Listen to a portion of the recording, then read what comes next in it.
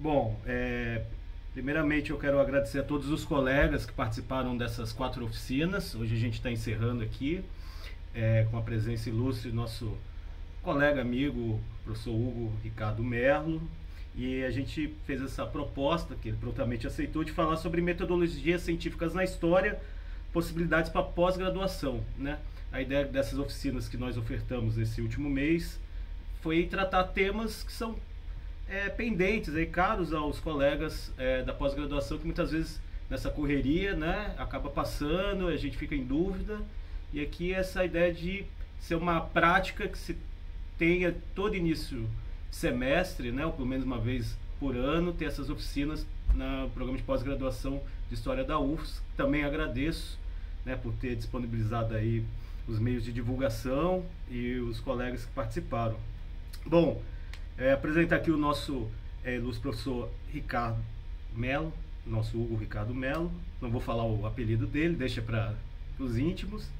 Ele é professor substituto de Teoria da História e Metodologia na Universidade Federal do Estado do Rio de Janeiro, Unirio. Ele é doutorando em Estudos Literários da Universidade Adam Mackenzie, desculpa, eu não sei falar o polonês, com período de estágio de pesquisa na Universidade La Sapienza de Roma e na Universidade de Gante, doutor e mestre e graduando aqui na História, né, na UFES, no programa de pós-graduação, mestrado e doutorado. E daí ele hoje, atualmente, tem interesse na História e Filosofia da História, História do Pensamento Histórico Brasileiro, História da Literatura e do Pensamento Social Brasileiro, História da Cultura e dos Conceitos Políticos do Brasil.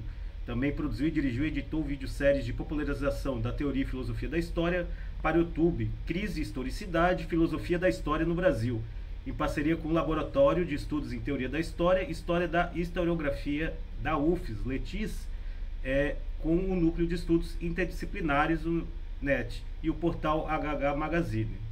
Fora isso, ele ainda foi bolsista de doutorado no projeto Team Core Concept of Historical Thinkings, da Fundação para a Ciência Polonesa, é editor executivo da revista de Teoria da História, Journal of Theory of History, da Universidade Federal de Goiás. É membro da Sociedade Brasileira de Teoria da História e História da Historiografia, da International Network of Theory of History e do History of Concept Groups. Foi professor substituto de História do Brasil na Universidade Federal do Espírito Santo. Então, deixo a palavra agora com o Hugo, fique à vontade, e só lembrando os colegas que ao final vai ter aquele período de perguntas e para a gente poder encaixar em nossas pesquisas. Queridos, boa noite. Fernandes, obrigado pela apresentação, obrigado pelo convite. Vocês me ouvem bem? Todo mundo me ouvindo bem? Beleza, show. Obrigado também a Brenda, a Tânia e o Everton, né, que compõem a representação estudantil. Parabéns pela iniciativa, acho que é muito importante, até porque a maneira como a nossa pós-graduação se estrutura no Brasil, ela muitas vezes espera que os alunos já entrem no mestrado, que é uma coisa super rápida, né? A gente tem 2 anos para fazer o mestrado, sabendo pesquisar e sabendo coisas, né, que muitas vezes a gente não sabe, né? E eu acho que essa iniciativa é muito bacana porque ajuda a sanar um pouco dessa característica estrutural da organização da pós-graduação no Brasil, né? Eu, sem mais delongas, vou começar a falar sobre o assunto que eu me propus a falar hoje, e acabo aí de partilhar a apresentação em PowerPoint. Eu optei, inclusive, por esse título, Fundamentos de Pesquisa, de Metodologia de Pesquisa em História, e não tanto o científico, porque, bem, aí a gente já entraria numa série de outros problemas sobre o estatuto científico da história, que, como vocês vão ver, eu reitero em algumas partes da apresentação, sobretudo com base na obra do Jan Rösen, mas é uma ideia de ciência muito específica, que deriva dessa tradição alemã de reflexão sobre a história, sobre a teoria da história, né? Quando eu recebi o convite, eu recebi como proposta uma série de perguntas que poderiam ser abordadas, que eu entendi como demandas, inclusive, né? Demandas dos alunos de pós-graduação, dúvidas que são comuns. Evidentemente, eu não seria capaz de falar sobre todas essas coisas, não só por uma questão de tempo, mas também por uma questão de proficiência nesses assuntos. Então, eu optei por analisar algumas dessas coisas, né? E eu observei, especialmente nessas perguntas que estão grifadas aí, né? A pergunta 3, a pergunta 5, 6, 7 e 9, que há uma certa ideia aliás, há várias ideias do que é metodologia e do que é método sendo mobilizadas, né? E eu acho que grande parte dessas perguntas pode ser solucionada, ou quer dizer, a resposta se torna um pouco mais clara a partir do momento que a gente entende o que é efetivamente metodologia, né? Então, eu poderia aqui, evidentemente, fazer coisas de ordem mais prática e me disponho, inclusive, né, para iniciativas futuras em fazer outras coisas. Eu já conduzo com os meus alunos de metodologia no Unirio oficinas de todos os tipos, enfim, oficinas de uso de inteligência artificial, de heurística digital, de uso de escrita criativa para estruturação de textos acadêmicos, enfim. Mas hoje, como o tempo é restrito e como eu percebi que essa demanda ela aparece num número maior dessas perguntas, né, sugestões que foram enviadas pela representação, eu vou tentar, portanto, circunscrever ou oferecer uma definição do que é metodologia,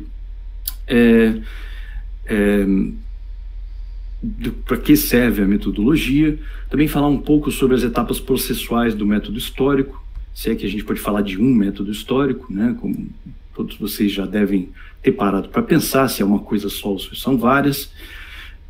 Também falar um pouco sobre o método e a relação que o método tem com conceitos operacionais ou com categorias operacionais, o que a gente vê muito recorrentemente nas sessões de projeto, né, de fundamentação teórico-metodológica, ou mesmo quando vem separado teoria e metodologia, é que a gente é obrigado muitas vezes a falar de conceitos.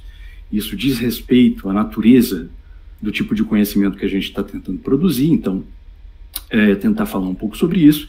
E, por último, tentar responder algumas dessas perguntas, com base no que eu vou dizer aqui ao longo dessas aproximadamente 1h20, 1h30, para sobrar um tempo para a gente conversar depois.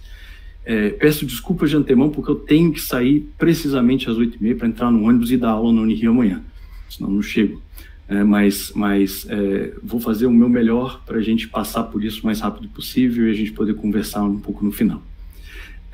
Bem, vamos direto para a questão da metodologia. O que é metodologia? Metodologia é uma palavra aparentemente descomplicada. Se a gente faz uma análise etimológica, métodos, né, método vem de meta, que a gente trata também da mesma maneira em objetivo, né, do grego meta, que é objetivo, hodos, que é caminho para, logia é esse sufixo que a gente usa para várias outras disciplinas e várias outras práticas de estudo, que significa o estudo de, fundamentalmente, né? Então, se método significa o caminho para, o caminho para um objetivo, o estudo do caminho para esse objetivo seria metodologia, etimologicamente falando. Eu consigo pensar em pelo menos 3 significados para metodologia, né? E, obviamente, existem vários outros, mas eu acho que esses daqui são os mais relevantes para aqui hoje, né? O primeiro deles, como eu disse, diz respeito a método. Na realidade, é equivalente ao método. A gente frequentemente faz uso da palavra metodologia como uma palavra que significa método, né? E método é fundamentalmente um conjunto estruturado de passos, procedimentos, critérios que orientam uma investigação com o objetivo de alcançar um resultado de forma racional, coerente e justificável. Racional aqui significa fundamentalmente comunicável, né? Significa num determinado terreno no qual eu posso falar sobre esses resultados e ser compreendido, partilhar esses resultados. Racionalidade num sentido mais simples da coisa, né? No contexto do conhecimento, escrevi ali no slide, o método de organizações de pesquisa estabelece formas de validar, criticar e comunicar resultados. Não é um fim em si, mas, inclusive, isso é um tipo de problema do método, quando a gente torna o método o fim em si, né? Mas um meio para alcançar um conhecimento confiável sobre o objeto, seja na ciência, arte, filosofia ou na história. Nessa parte aqui, se eu estivesse dando uma aula para graduação com 4 horas, que a gente tem lá no Unirio, infelizmente, um sufoco passar 4 horas dando aula, eu faria todo aquele trabalho de tentar puxar do intuitivo, perguntar para vocês que tipo de método você consegue pensar no dia a dia, porque a gente desenvolve métodos, né, para agir no dia a dia, mas eu vou pular diretamente para um exemplo aqui. Esse exemplo eu tiro do pintor Jackson Pollock, né, que talvez alguns de vocês já tenham ouvido falar. Ele é esse sujeito que faz aquele tipo de quadro ali atrás, aquele tipo de pintura, né, um dos mais famosos abstracionistas, né, da arte abstrata moderna, vanguardista norte-americana. Ele tinha um jeito muito específico de produzir esse tipo de obra que parece para a gente a princípio aleatória, né?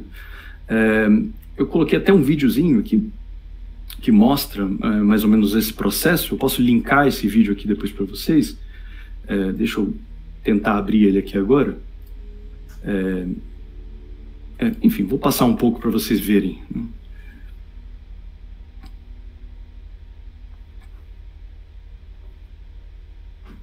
Esse não é o Pollock, né? Esse é um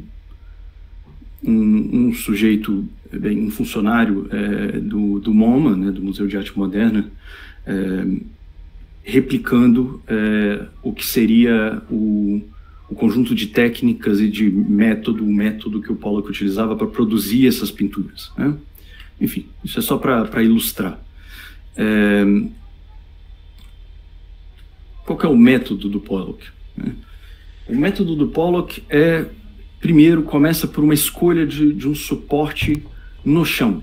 Ele não pinta no cavalete, como normalmente se ensina a pintar nas academias, né? Ele pinta no chão, então ele já tem uma relação diferente com a tela ali.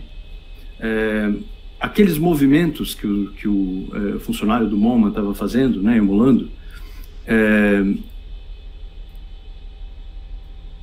eu tenho vizinhos muito inconvenientes que fazem muito barulho, né? Talvez esteja vazando aí porque eu estou usando o microfone condensador, peço desculpas. Mas, bem, aqueles movimentos que são aparentemente aleatórios, na realidade são movimentos corporais rítmicos, muitas vezes coreografados. Ele não usa pinceladas tradicionais, ele usa gotejamento, usa respingo, despejo, ele joga as coisas na tela, e ele controla a densidade das formas que ele vai produzir, tanto pela velocidade do movimento quanto pela escolha da tinta, né? E tudo isso tem a ver com a maneira como ele compreendia o que ele estava fazendo, né? O que a gente vê num quadro como um quadro do Pollock são os movimentos que foram feitos para chegar naquele resultado. Então, a ideia dele é que o quadro é uma representação do artista pintando, né? E não uma tentativa de reproduzir outra coisa. Só um instantinho, gente.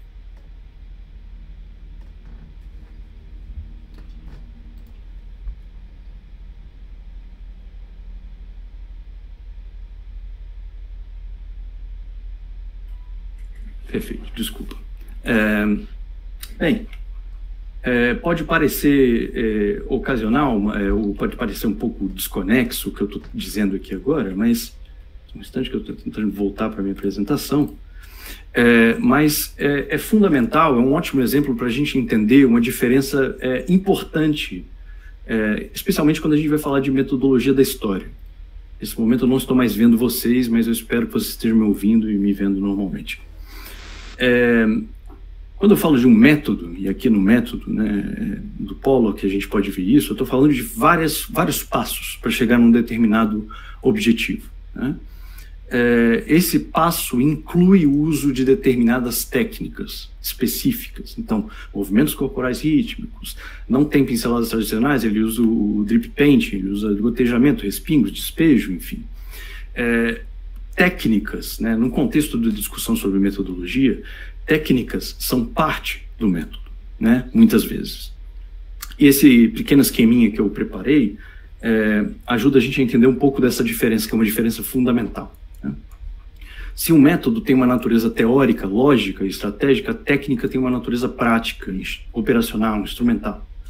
A função do método é organizar a produção do conhecimento, no caso do método para a história, né, para a historiografia. Já a técnica executa tarefas específicas dentro do método. Um exemplo, método histórico, que a gente vai discutir aqui hoje, né?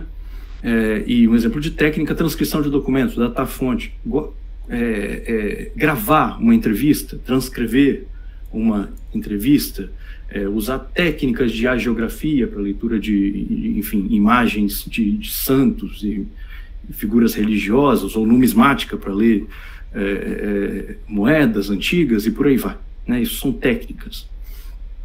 O nível do método, portanto, é um nível abstrato, enquanto o nível da técnica é um nível concreto. E uma analogia aqui simples para a gente continuar a aula é que o método é um plano de viagem, né? Seria o equivalente a um plano de viagem, a técnica, as ferramentas utilizadas nessa viagem. Meu computador não quer sair, eu vou ter que interromper rapidamente a apresentação, gente, e colocá-la de novo, porque... Certo. Ok.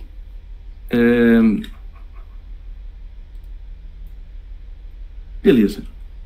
Espero que tenha ficado claro mais ou menos o que é método nesse sentido. Portanto, ele é um plano que a gente desenvolve para poder organizar nossas ações de pesquisa, e técnicas são propriamente o que a gente faz de concreto, né? E essas coisas dizem respeito a uma etapa, uma parte do método.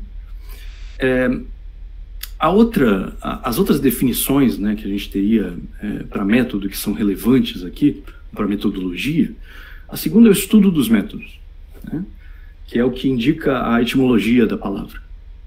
Então, metodologia também é uma cadeira, por exemplo, na universidade, teoria e metodologia da história, né? O que teoria e metodologia da história significa? O estudo dos métodos e do aspecto teórico da historiografia, ou da história entendida de maneira mais ampla, né? Um exemplo disso seria, por exemplo, o estudo comparativo de métodos. Então, a gente tem um negócio que surgiu na década de 90, que hoje em dia é bem popular, que é a história global, né? E a gente pode comparar a história global aos críticos da história global do giro planetário. Então, uma história planetária e uma história global, qual é a diferença? Isso é um exercício de metodologia entendida nesse segundo sentido, estudo do método, né? E terceiro, o estudo do substrato filosófico do método. Perguntas que seriam, por exemplo... Caramba, tá complicado aqui. Deixa eu tentar fechar algumas janelas do computador para ver se eu consigo... Perfeito. Ok. Algumas perguntas que seriam relevantes, ou que exemplificariam esse significado de metodologia, né? Primeiro significado como método. Qual o primeiro passo para escrever uma história de tal tipo, sobre tal assunto, ou com tais fontes, e por aí vai. 2. Como o método X é diferente do método Y? E 3, uma pergunta, por exemplo, que é uma pergunta que a gente vai conversar muito rapidamente hoje sobre isso, é por que a história precisa de uma metodologia. Enfim, analogicamente, que metodologia da história é o método da história, ou é o estudo dos métodos da história, ou é o estudo do substrato filosófico do método da história. Eu gostaria de conversar muito rapidamente, eu vou tentar passar bem rápido por isso, sobre o porquê que a gente precisa de uma metodologia.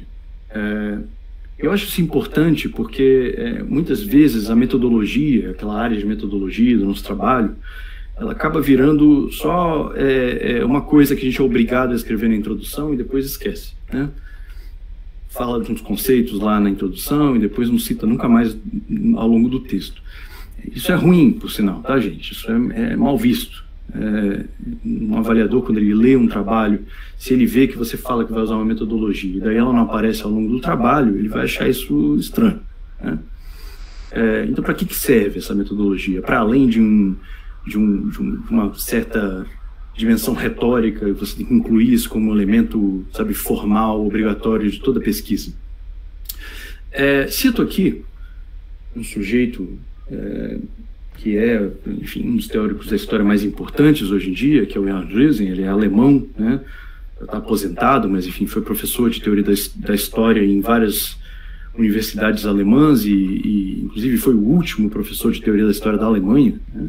Muito recentemente, agora, se abriu uma nova cadeira, a primeira cadeira, depois de muitos anos, depois da aposentadoria do Driessen, de teoria da história na Universidade de Bielefeld, que é a única cadeira de teoria da história da Alemanha inteira, né?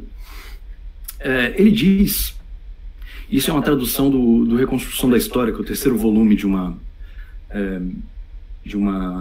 série de livros que ele lançou sobre teoria e metodologia da história, cuja tradução é bem ruinzinha, bem difícil, né? Então, eu vou tentar traduzir aqui um pouquinho o que está sendo dito. Método histórico é, de um lado, o conjunto de todas as regras de procedimento observadas pelo pensamento histórico quando procede cientificamente. Trata-se da tessitura das diretrizes que conduzem o pensamento histórico à pesquisa empírica, à reflexão sobre os pontos de partida e à teorização, conferindo-lhe a dinâmica do progresso cognitivo, da ampliação das perspectivas e do reforço da identidade. Então, vamos fazer uma pausa rápida aqui. Então, método histórico é o conjunto de todas as regras de procedimento observadas pelo pensamento histórico quando procede cientificamente. Método histórico são as regras do conhecimento histórico quando procedido de maneira científica. Trata-se da tessitura de diretrizes que conduzem o pensamento histórico, a pesquisa empírica, a reflexão sobre os pontos de partida e a teorização, conferindo-lhe a dinâmica do progresso cognitivo, da ampliação das perspectivas, do reforço de identidade. Progresso cognitivo aqui é o nosso acúmulo de conhecimento sobre uma determinada coisa, seja ou simplesmente sobre o mundo, né? sobre o nosso lugar no tempo, que é fundamentalmente a função da história para o Jan Rösing, né?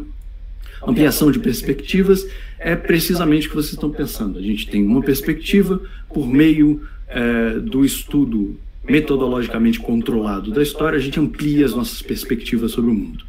E reforço de identidade. Identidade aqui é uma expressão que na filosofia do Jan Rösing significa um fenômeno de permanecer sendo apesar do tempo passar. Então, assim, estou falando de maneira relativamente filosófica, mas todos nós temos um exemplo em nós mesmos, né? Eu me chamo Hugo desde que minha mãe e meu pai me deram esse nome.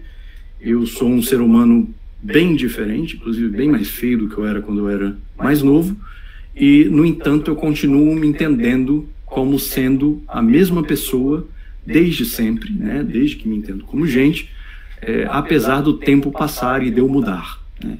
E mudar fisiologicamente, mudar, enfim, psicologicamente e tudo mais. Isso é o fenômeno da identidade. São as mesmas diretrizes da transformação do pensamento histórico e cientifização, cuja observância permite diferenciar, racionalizar e fundamentar reflexivamente a matriz disciplinar, diz ele.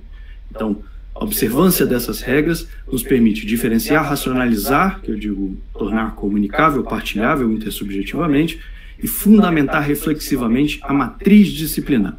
O que é matriz disciplinar? Matriz disciplinar é isso aqui, certo? É uma ideia do Rösing, é uma ideia, é um esquema que ele cria para poder explicar a relação entre a vida prática e o desenvolvimento de uma ciência especializada do passado, do estudo do passado, fundamentalmente, né? Eu não sei se vocês conseguem ler bem, então eu vou ler. Logo ali embaixo, no canto direito, a gente tem funções de orientação existencial e logo ao lado esquerdo dele, interesses de carência de orientação no tempo, interpretados. Isso é a maneira como a gente experiencia, vive a história na vida prática. Para que serve a história para os dois? Para orientação existencial, no tempo, carência de orientação no tempo. A história supre isso. E a gente já vai entender mais ou menos o que são essas carências de orientação no tempo.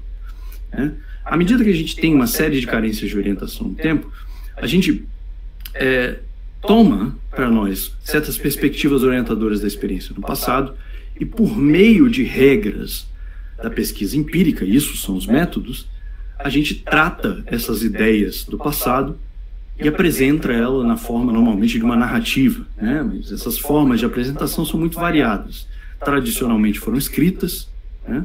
Mas hoje em dia tem gente aí fazendo, enfim, um belíssimo trabalho de divulgação científica, de divulgação de conhecimento especializado em diversas outras plataformas e mídias, né? De TikTok, Instagram, tudo isso. Tudo isso é forma de apresentação do conhecimento histórico. Uma vez apresentado, a gente absorve isso para a vida prática, como uma maneira de se orientar existencialmente, e eventualmente a gente tem novas carências de orientação no tempo, e a gente faz recurso a essa ciência especializada novamente, né?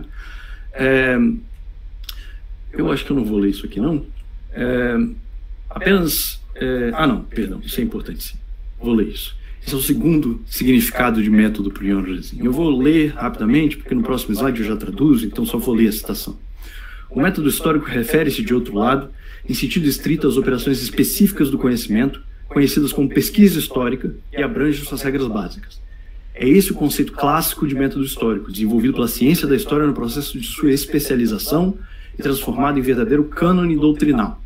O conhecimento dessas regras e sua competência para as empregar na prática definiram e definem o historiador como especialista. Isso é muito importante. A gente vai ver isso também no Michel de Certeau, que eu vou citar mais à frente, né?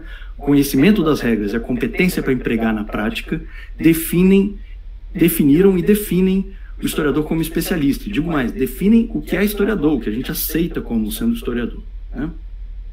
Esse conceito do método, em comparação com o primeiro conceito, mais orientado para a teoria do conhecimento da ciência, está muito mais perto da prática. Ele documenta a constituição especializada da ciência da história, refletida pela teoria da história, no seu todo. Nesse sentido mais estrito, mais perto da prática, ele recobre uma parte da matriz disciplinar. É nessa parte que são formulados os princípios seguidos pelo pensamento histórico, quando este se concretiza materialmente suas perspectivas orientadoras do passado humano, ao transformá-la em história para os fins de orientação no presente, mediante a investigação empírica. Enfim, não vou traduzir tudo, já está mais ou menos aqui o que significa cada uma dessas coisas. Então, na primeira definição que o Rosendale está falando de uma teoria do conhecimento da ciência, e, portanto, essa definição equivale à nossa terceira definição de metodologia, que é um estudo do substrato filosófico da história, né? E o segundo significado dessa citação que eu acabei de ler é um significado ligado à prática, que é equivalente à nossa primeira definição de metodologia, ou seja, método. Então, simplesmente método, caminho para a gente chegar em um determinado objetivo. Bem, o Rusin é um dos caras, ele não é o único, que defende que, apesar de hoje em dia a gente ter uma infinidade diferente de métodos, por assim dizer, do que as pessoas chamam de método, que é possível falar numa unidade do método histórico. Quer dizer, em um único método histórico.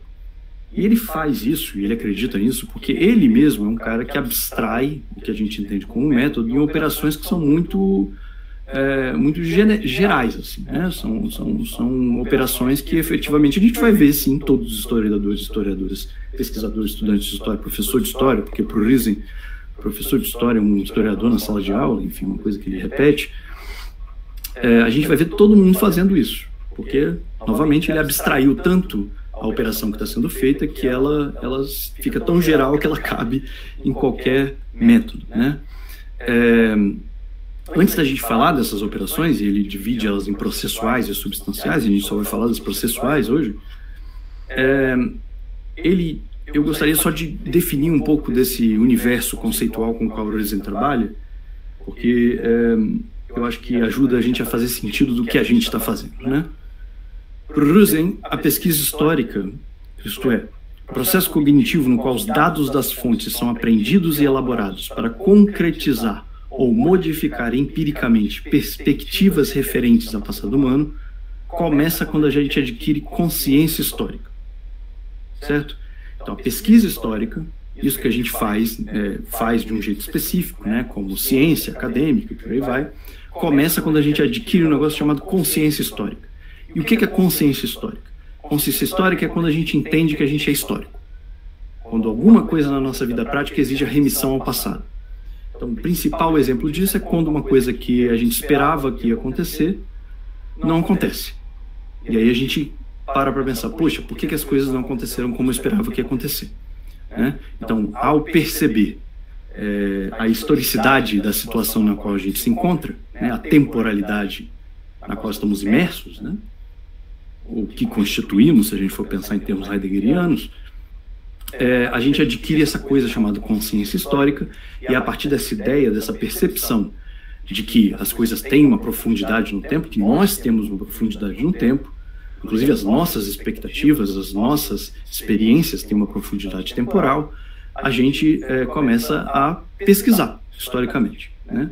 Isso é importante porque para o Rusen existe ele está dando ênfase aqui na história, nesse tipo de conhecimento que a gente produz, como como tendo uma função existencial mesmo, né? De se orientar no mundo, de se orientar no tempo.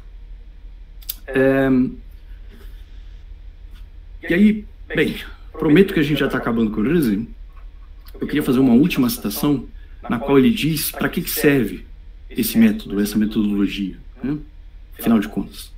Regra geral, a experiência histórica é temática em todos os processos de conhecimento da ciência na história. No caso da pesquisa histórica, todavia, isso se dá de modo particular, a saber, as informações são elaboradas e ponderadas em relação com o testemunho empírico do passado, fontes. Tá? Testemunho empírico do passado, fontes. O que, quando, onde, como e por que foi o caso. Isso acontece de forma operacional, isso é, na forma de uma regulação metódica que garante duas coisas. Então, o que garante o método para a gente? De um lado, que as asserções em história de que alguma coisa ocorreu de tal forma e não de qualquer outra, podem ser verificadas pelo testemunho empírico atual do passado. Testemunho empírico atual do passado, fontes que estão disponíveis. Beleza? Então, primeira coisa, o método garante que a gente pode verificar o que a gente está dizendo sobre o passado. Essa é a primeira coisa. Segundo, por outro lado, o sentido de pesquisa como relação operacional do processo cognitivo da história vai muito além. O processo cognitivo é referido metodicamente às fontes de maneira tal que delas se obtém constantemente novas informações, com o que se enriquece e aprofunda o conteúdo experiencial do conhecimento humano. E ele diz no final, o progresso cognitivo da história é integrado mediante a sua regulamentação metódica no movimento do progresso do conhecimento. Então, para que serve o método? Ele serve para duas coisas. Para que a gente ordene a nossa pesquisa de tal modo que o que a gente afirma sobre o passado possa ser verificado, né, por meio do testemunho empírico atual do passado, que são as fontes que a gente tem disponível, e para o progresso do conhecimento, para que, já que a gente está fazendo a coisa de um jeito, se a pessoa fizer uma coisa de um jeito, ela possa acumular determinado conhecimento sobre o passado. Serve para acumular conhecimento sobre o passado, e serve para verificar se a versão que a gente está contando sobre o passado tem base fática, empírica. Quer dizer, se o que a gente está afirmando sobre o passado está presente ali nas fontes, nos testemunhos empíricos atuais do passado, como diz o Rusen, né? Beleza. Aqui ele vai falar algumas coisas, eu vou pular, está resumido aqui no próximo slide. O Rusen vai dizer que a gente, e eu não vou focar na parte substancial, vamos falar só dos processos. Ele vai dizer que a história tem 3 processos, tem 3 etapas processuais. O método da história. Esse método que todo mundo aplica, diz ele, né? A primeira etapa se chama heurística. Heurística é um nome muito complicado, que significa uma coisa muito simples, na realidade. Ele vai escrever de jeito complicado, porque é o Rusen, mas é simples. Ele diz, é a operação metódica da pesquisa que relaciona questões históricas intersubjetivas controláveis, isso é muito importante, intersubjetivas controláveis, a testemunhos empíricos do passado, que reúne, examina e classifica as informações das fontes relevantes para responder às questões e que avalia o conteúdo informativo das fontes. Em outras palavras, heurística é a etapa na qual a gente elabora uma questão histórica e a gente busca fontes e organiza essas fontes para responder a essas questões históricas que a gente está tentando responder. Essa é a primeira etapa. E não dá para dizer que ninguém não faz isso, né? Todo mundo faz isso. Todo mundo que está, enfim, fazendo uma pesquisa histórica acha uma pergunta, né, que a gente costuma chamar de problema no contexto de pesquisa. Então, um problema, uma pergunta de pesquisa, um conjunto de perguntas que se tornam um problema quando não sanadas, porque se não forem sanadas não permitem que a gente entenda alguma coisa. Isso é um problema de pesquisa, né? Então a gente põe questões, escolhe questões, produz questões e acha fontes para poder responder essas questões e organiza essas fontes. Isso se chama heurística. Crítica, segunda etapa, é a operação metódica que extrai intersubjetivamente e controlavelmente informações, deixa eu ver as horas, das manifestações do passado acerca do que foi o caso. Novamente, intersubjetivamente e controlavelmente. Tem que ser controlável e tem que ser intersubjetivo, válido mais do que para mim, eu, subjetividade, para vários sujeitos. Por isso, intersubjetivo. O conteúdo dessas informações são fatos ou dados. Algo foi o caso em um determinado lugar, em determinado tempo ou não. Então, o que é crítica? Crítica é o procedimento pelo qual a gente extrai das fontes que a gente já organizou e selecionou na heurística, a gente extrai delas fatos ou dados sobre o passado. Ok? Terceira etapa, interpretação.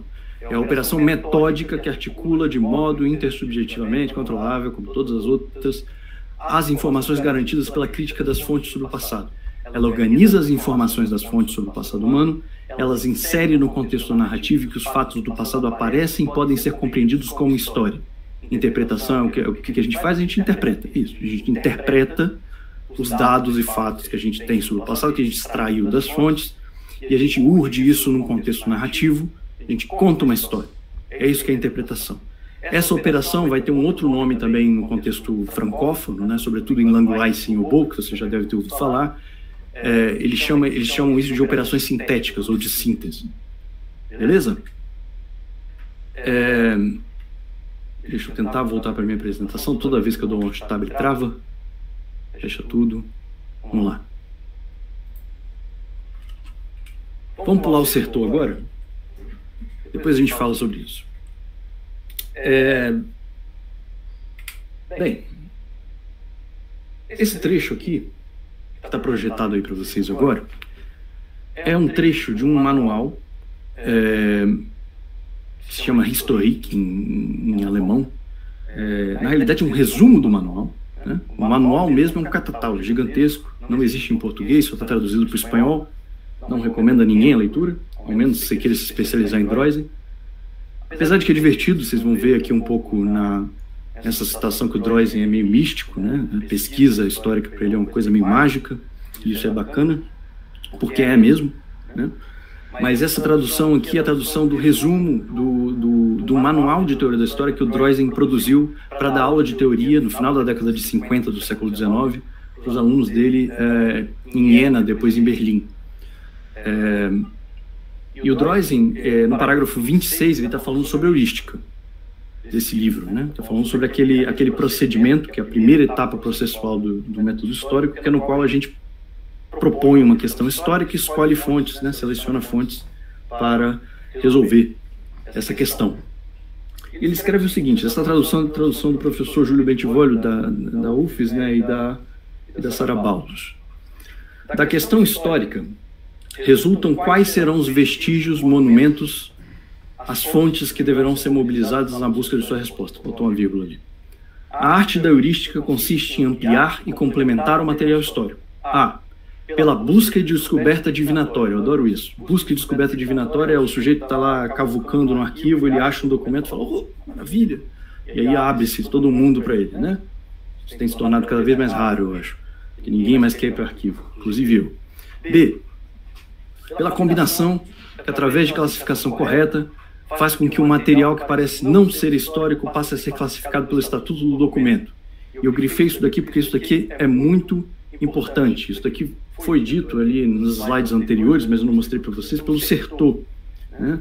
O Certeau vai dizer que a operação fundamental do método histórico, da prática histórica, como ele diz, é a heurística. Só que ele não entende a heurística como encontrar a fonte, achar a fonte, né? Heurística é transformar coisas que não são fonte em fonte. Ou, na linguagem dele, transformar a natureza em cultura, quer dizer, um objeto que é natural no nosso mundo, ver nele profundidade histórica e usar ele como fonte para uma investigação histórica. Essa seria a principal operação que o historiador faz para o Certeau, né? Então, o Droysen está falando mais ou menos isso também no B, ali. No C, por analogia, que aplica esclarecimentos à sucessão de eventos sob condições semelhantes. A analogia vai ser muito importante para esses teóricos do século XIX, mas a gente vai falar muito sobre isso. E D, por hipótese cuja comprovação é evidência do resultado, como os campos cultivados nos vilarejos alemães, como expressão da ordem de uma vida comunitária antiquíssima. Então, a gente pode também propor hipóteses e encontrar determinadas evidências no mundo que deem suporte a essa hipótese como fundamento empírico sobre o passado. Então, sobre a heurística, eu só queria chamar a atenção para isso, né? Queria chamar a atenção para o fato de que, evidentemente, a gente acha fontes, a gente busca fontes, né? Existem inúmeras instituições, inclusive, que são especializadas nisso, né? Bibliotecas públicas, museus, arquivos, né? Inclusive coloquei aqui no slide anterior o Arquivo Público do Estado do Espírito Santo, uma instituição que já fez, por assim dizer, parte do procedimento heurístico para a gente, porque já está organizada, as fontes já estão lá organizadas, dispostas como fonte, né? Ou seja, a gente não está precisando converter nada em fonte, mas esse procedimento de pegar uma coisa que aparentemente não é fonte e transformá-la em fonte é um procedimento que a gente também faz. Esse procedimento é um procedimento social, cultural, no sentido de que o que a gente vai entender como fonte, deixar de entender como fonte, o que a gente vai entender como pesquisa histórica, ou como um tema válido de pesquisa histórica, e vai deixar de entender como, depende do contexto social e cultural no qual a gente está inserido. Mas também é um procedimento ético e político, né? Então, cito como exemplo aqui um projeto muito legal, por exemplo, que está sendo desenvolvido agora pelo Centro de Humanidades Digitais da Unicamp, e pelo Arquivo Público de São Paulo, de criar um grande acervo de imagens que eles digitalizam, né?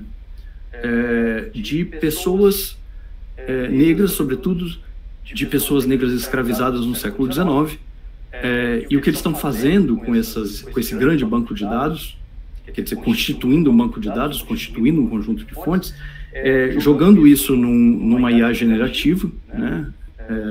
E pedindo para que, com base nas descrições do advogado Luiz Gama, né, dos escravizados que ele ajudou a libertar no final do século XIX, com base nas descrições que o Luiz Gama faz, gerar, né, a partir desse banco de dados, imagens de pessoas que a gente não poderia ver, né, que foram apagadas pela história. Então existe um procedimento político e ético aí em jogo, né? Nessa maneira de organizar as fontes e de converter determinadas coisas em fontes, né? Mas aí fica um exemplo, tem vários outros, enfim. Nas aulas eu costumo falar de várias outras coisas, mas enfim, fica um exemplo aí que talvez seja um pouco mais palpável para vocês, de maneira acelerada aqui. Sobre a crítica, eu teria um pouquinho mais a falar, né, antes da gente proceder. E essa é uma citação de um manual de 1898, chamado Introdução aos Estudos Históricos, escrita pelo Langlois e pelo Seignobot, que eram dois historiadores, já nessa época eles escreveram esse manual, dois dos historiadores mais importantes da França naquele momento, né? Eram professores da Sorbonne, enfim, foram diretores do Arquivo Nacional da França, então são caras muito importantes, e eles escreveram esse manual para ensinar historiadores a serem historiadores, né? E na parte sobre crítica, eles escrevem muitas coisas, né? A maior parte do texto, tem todos os tipos de crítica que você tem que fazer lá com a fonte, mas tem algumas partes muito interessantes, né? Que não são tão metódicas quanto a gente pensaria que seriam. Esses autores, para quem não os conhece, são normalmente chamados de positivistas ou de metódicos, quer dizer, uma tradição posterior a eles, sobretudo do Zanal, da escola do Zanal, pintou esses caras como se eles fossem teoricamente ingênuos, filosoficamente ingênuos, mas tem muita coisa interessante nesse manual, né? E aí eu gostaria de citar alguns trechos. Primeiro esse. É que a crítica é contrária à marcha normal da inteligência. A tendência espontânea do homem é dar fé às afirmações que lhe são feitas e reproduzi-las sem mesmo as distinguir com clareza de suas próprias observações. Não é comum aceitarmos na vida de cada dia, com indiferença, sem qualquer verificação, informações anônimas e sem garantias, espécies de documentos de medíocre ou mal quilate? Uma razão especial é necessária para nos darmos ao trabalho de examinar a procedência e o valor de um documento de história de ontem. Muito ao contrário, a não ser que haja uma inverossimilhança que toque as raias do escândalo, e desde que os documentos não sejam contraditados, nós o absorvemos, dele nos apropriamos e apregoamo-lo aos quatro ventos, amalfoseando segundo as necessidades. Todo homem sincero terá como certo que um violento esforço é necessário para sacudir a ignávia crítica. Essa forma tão difundida de frouxidão intelectual. Precisa se convencer também de que esse esforço deve ser constantemente repetido, de que quase sempre ele é acompanhado de um verdadeiro sofrimento. Então, o que eles estão dizendo aqui?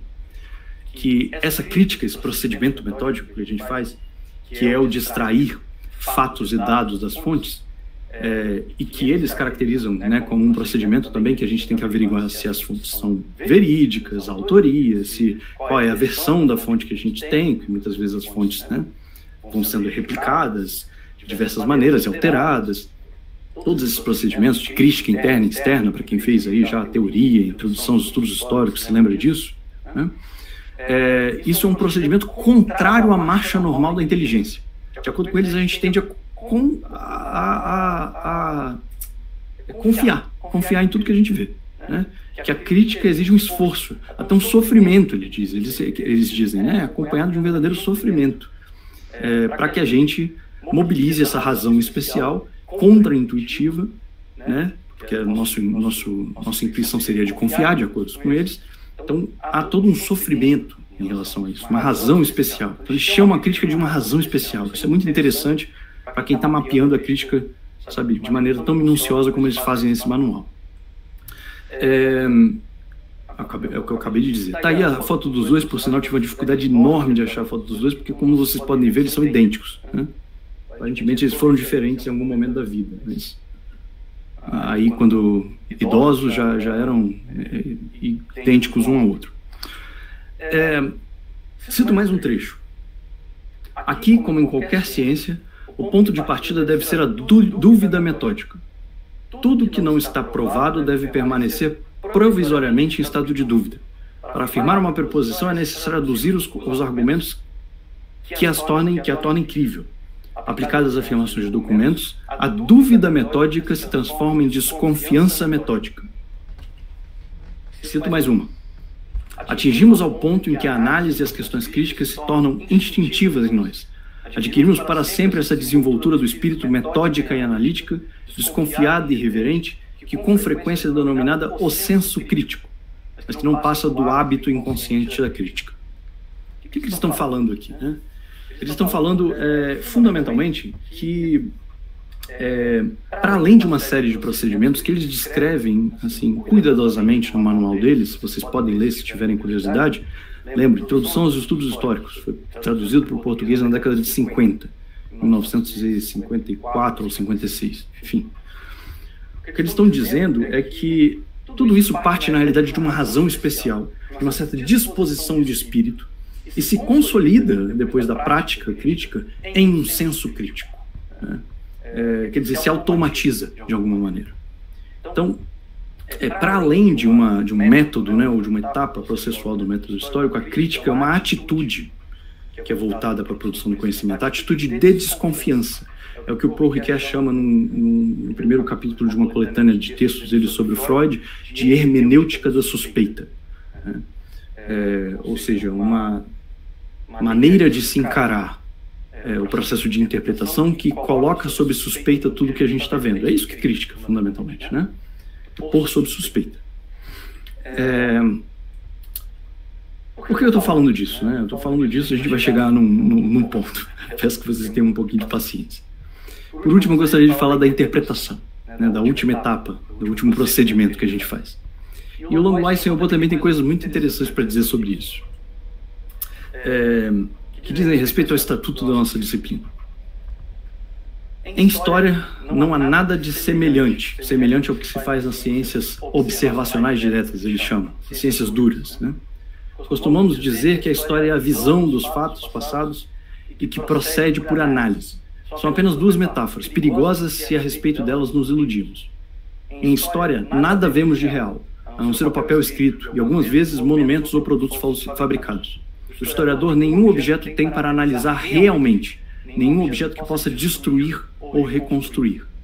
A análise histórica não é mais real do que o ato de ver os fatos históricos. É um simples processo abstrato, uma operação puramente intelectual. A análise de um documento consiste em procurar mentalmente as informações nele contidas para criticá-las uma por uma. A análise de um fato consiste em distinguir mentalmente os diferentes pormenores desse fato, episódios de um acontecimento, característico de uma instituição, para fixar sucessivamente a atenção em cada um desses pormenores. Dizemos que essa operação consiste em examinar os diversos aspectos de um fato, ainda uma metáfora. Fatos materiais, atos humanos individuais e coletivos, fatos psíquicos, eis todos os objetos do conhecimento histórico. Não se observam diretamente, são todos imaginados. os historiadores quase todos sem terem consciência, sem disso terem consciência, e acreditando que observam realidades, operam sempre e apenas sobre imagens. E aí eles concluem: como, pois, supor fatos que não sejam inteiramente imaginários? Os fatos imaginados pelo historiador são forçosamente subjetivos. Isso constitui uma das razões para que se negue à história o caráter de ciência. Mas subjetivo não é sinônimo de irreal, dizem eles. Tudo bem, gente. Demos uma grande volta. Tá bom. O que eu estou querendo dizer com tudo isso? Eu estou querendo dizer, fundamentalmente, que o que vocês vão descrever como método e que vocês vão usar como método são essas coisas aqui, né? A heurística, a crítica e a interpretação. Ou seja,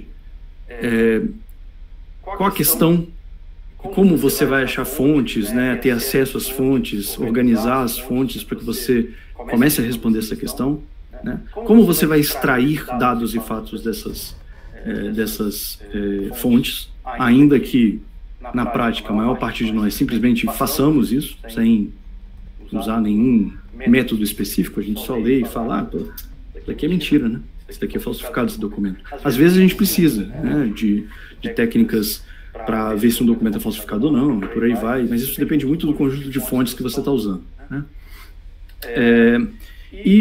Por último, a gente tem que fazer esse conjunto de operações mentais que permitem que a gente pegue esses fatos, que são todos imaginados, dizem no Lai Sen-Hu. A gente tem que fazer esse conjunto de operações mentais para poder dar forma a uma narrativa histórica que tenha sentido. Porque a gente só tem fatos e dados. Se a gente só listar fatos e dados, a gente tem uma crônica, a gente não tem história, né? Então, a gente precisa dar sentido a tudo isso. Para dar sentido a tudo isso, a gente usa de interpretação ou de operações sintéticas, como chamam no Lai Sen-Hu. Eu chamo a atenção, sobretudo, para essa última parte, o fato de que o material com o qual a gente lida, né, é um material que é acessado indiretamente. Os fatos do passado são acessados indiretamente, né? As pessoas do passado, os agentes do passado, as instituições do passado, como eram no passado, são imaginadas nesse sentido, porque para a gente fazer esses procedimentos mentais que são requeridos da gente nessa etapa do conhecimento histórico, na interpretação, na síntese, a gente vai precisar de ferramentas mentais, né? Se os procedimentos são mentais, a gente precisa de ferramentas mentais. E quais são essas ferramentas mentais? São conceitos, ok? Conceitos. Então, por que quando vocês pegam, às vezes, o projeto de um colega que já teve o projeto aprovado, né, já está desenvolvendo o projeto, já até concluiu o mestrado, concluiu o doutorado, e vocês veem lá o pessoal falando de conceito. As pessoas estão falando de conceito porque a gente precisa do conceito para fazer uma parte fundamental do nosso trabalho, que é dar sentido ao nosso trabalho. A gente precisa de uma ferramenta que é uma ferramenta mental, né? Enfim, e aí conceito tem uma porrada de definição, tem uma porrada de função. Eu não vou falar muito detidamente sobre isso aqui, eu vou adiantar a questão. Eu sugiro, como leitura introdutória, tão somente como leitura introdutória, um livro sobre os conceitos nas ciências humanas, do José da Assunção Barros, de 2016, não me lembro agora o título. É daí que eu tirei esse esqueminha. E eu acho que ele pode ajudar bastante para quem tiver interesse em se aprofundar, começar a se aprofundar no problema, mas adianto que é um dos problemas mais escabrosos da história filosófica ocidental. Então é um buraco sem fundo, né? Vocês vão encontrar 1 zilhão de definições diferentes do que o conceito, para que ele serve. Mas a gente pode dizer que, em linhas gerais, eles servem sim para comunicar, né, e organizar o conhecimento. Comunicar no sentido de que, quando eu falo uma coisa revolução, vocês têm uma certa ideia do que revolução significa, né? Revolução é um conceito. A gente organiza vários acontecimentos do passado sob esse guarda-chuva do conceito de revolução. Generalizar e comparar. Como é que a gente faz isso? A gente pode comparar a revolução com outros tipos de transformação violenta. A gente pode comparar a revolução com outros tipos de violência, inclusive, com revoltas, com motins, com levantes, que são todos outros conceitos, para dar nome a coisas, né, fenômenos que a gente vê no mundo. E a gente pode usar também conceitos para problematizar e para aprofundar, ou numa pegada bem deleuziana, né, de Deleuze e Guattari, inventar problemas também, né? A gente inventa conceitos, usa conceitos para inventar problemas. Enfim. Então, para resumir tudo isso que eu disse até agora, eu vomitei um monte de informação para vocês. Eu uso 4 aulas para falar, 4 aulas de 4 horas para falar isso daqui para os alunos de graduação, né? Estou apostando no fato de que vocês já conhecem algumas dessas coisas e por isso eu posso passar bem rápido. Posso parecer completamente maluco, mas o que eu quero dizer é o seguinte, né? O que é heurística? E porque você tem que se preocupar com isso, né? Porque, no final das contas, é isso que você quer explicar de maneira convincente para o seu leitor, como sendo o seu método. O que é o seu procedimento heurístico, ou seja, como você acha ou como você produz fontes para responder a uma pergunta histórica. Crítica, não tanto necessariamente um conjunto de etapas bem definidas, mas uma dúvida ou desconfiança metódica, como você aplica esses procedimentos de regulação da veracidade das fontes, da legitimidade das fontes e extrai das fontes dados ou fatos, e qual procedimento de interpretação que você vai fazer, ou seja, quais são as operações mentais, quais ferramentas intelectuais, conceitos você vai usar para responder ao problema que você está se propondo a responder. E aí eu concordo com o Russell, concordo que todo mundo que faz pesquisa histórica faz heurística, crítica e interpretação, consciente ou inconscientemente. A questão do método, portanto, é uma questão de como vocês fazem heurística, crítica e interpretação. E é isso que vocês têm que explicar de maneira convincente para o leitor.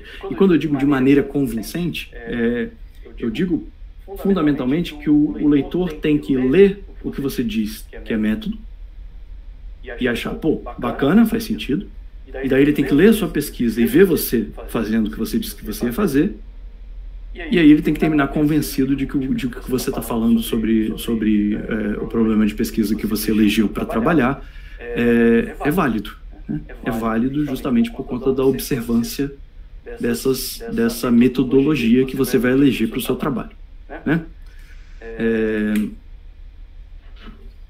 Então, o que é metodologia? A metodologia do seu trabalho, a metodologia do meu trabalho, a metodologia de todos nós aqui. É um plano abstrato para chegar no objetivo de pesquisa. Esse plano inclui 1. Uma descrição clara das fontes que você vai usar e como pretende acessá-las. 2. Informações sobre o tratamento crítico que você pretende dar às suas fontes, a depender da necessidade. Ou seja, como você certificará de que aquelas fontes serão capazes, está errado serão capazes de te dar informações confiáveis sobre o seu problema de pesquisa. Você vai ficar fazendo crítica de sinceridade num quadro, por exemplo? Vamos lá, você é um cara que está trabalhando com um cara ou uma cara, um ECARI, que está trabalhando com uma história da arte, tá bom? E aí você analisa quadros. Você vai analisar quadros, né, obras de arte, a partir da crítica da sinceridade, ou seja, tentando estabelecer se o autor do quadro foi sincero na mensagem que ele estava tentando passar? Não, porque a função, se a gente trata a obra de arte como se ela tivesse uma função referencial, ou seja, como se ela estivesse tentando falar a verdade sobre alguma coisa, a gente está tratando o material de maneira incorreta. Agora, a gente vai fazer crítica de autenticidade? Pode fazer. Quer dizer, aquela fonte autêntica, esse quadro realmente é do pintor, que eu estou tentando escrever aqui uma história da arte focada na obra desse autor, realmente é dele, então a gente pode fazer crítica de autenticidade. Como fazer isso? Existem técnicas específicas, né? E eu, particularmente, não sei quais são. Quando são textos escritos, a gente tem vários tipos de técnicas específicas. A gente pode usar, por exemplo, crítica filológica.